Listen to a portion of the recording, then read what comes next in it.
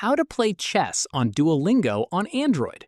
This tutorial shows you how to access the chess course and get started with the course. First, open the Duolingo app on your Android device and make sure it's updated to the latest version, since the chess course requires a recent update to show up. From there, look for the chess section on the main screen. It should appear as a course option alongside the language courses. After that, tap on Chess to open the course and you'll be introduced to Oscar, your in-game chess coach who guides you through everything from the beginning. At this point, if you're a complete beginner, the course starts right from the basics: how each piece moves, how the board works, and the fundamental rules of the game.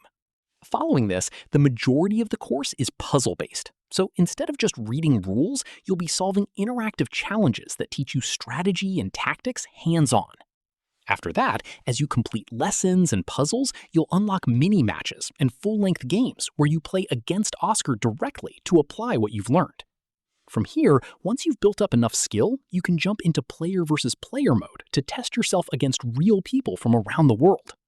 At this point, just like with language courses, Duolingo keeps things engaging with XP rewards, streaks, and bite-sized lessons, so you can improve a little bit every day without it feeling overwhelming.